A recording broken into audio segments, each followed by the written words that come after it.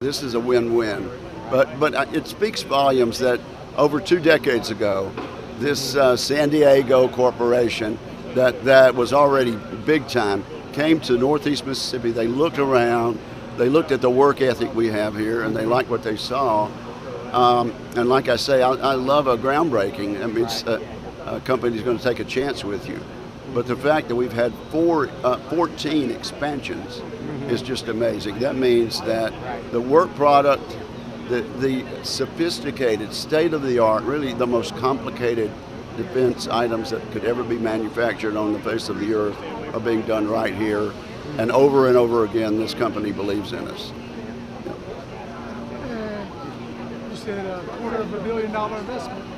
Well, yes, the number he was quoting was even more, even higher than that. Yes, but also the point is, with the new Forged Act, which I authored and which we included in the bill last year, we're spending the money smarter, and also giving a chance to smaller companies, startup companies, or relatively new companies that can show us how to do it better. So, frankly, we're getting more equipment, more items, more again sophisticated defense and security manufacturing for less. It's a good story.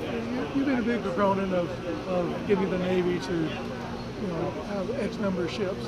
Is the plan going as you like, or? Yes, it's going as we like, and we added to that in this year's bill. That part of it's out of committee, and we're going to send it to the House and Senate floor.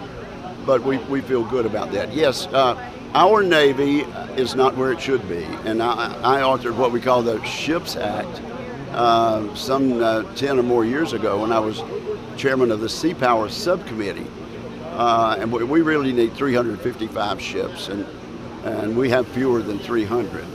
But if we are able to pass the unprecedented bill that President Trump has advocated for, $1.5 trillion, we'll move in the right direction. It's very much needed, and it's going to mean a lot more jobs for Americans all over the country. Even if we're not sea-based, even if a state isn't on a major ocean or sea like Mississippi, they make components, and really almost all of the states are part of shipbuilding, and so this is good news for American workers. But of course, the reason we do it is to keep out of conflict. Beyond Iran, Ukraine, China, how big of a threat are they to American interests? The problem that we have is that they're working together like they never have before. That's why I call them an axis of aggressors.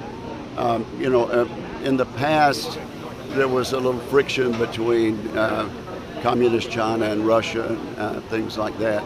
But all four of them, even including North Korea, are working together as an axis like they never have before.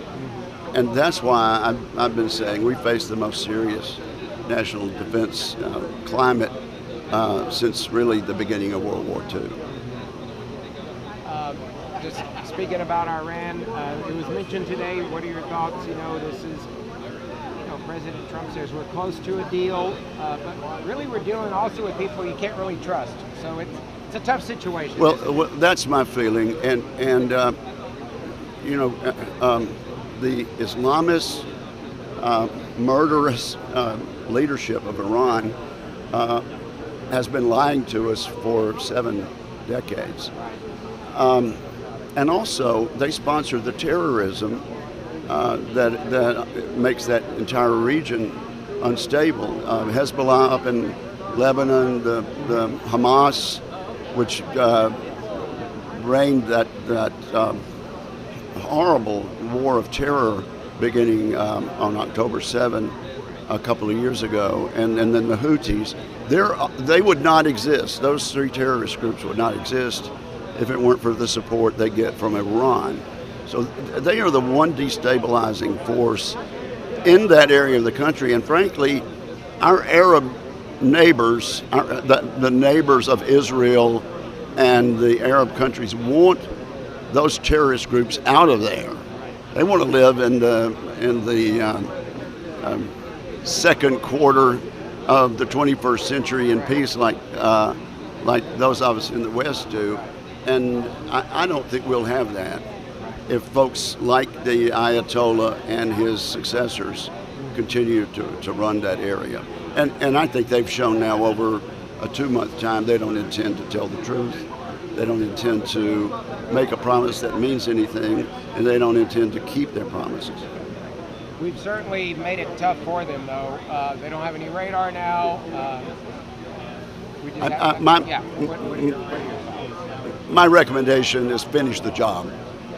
They're not going to negotiate in good faith, and let's take out the rest of their military might, and hope that the Persian people, a historic, accomplished race of people from millennia and millennia ago, can live again in peace.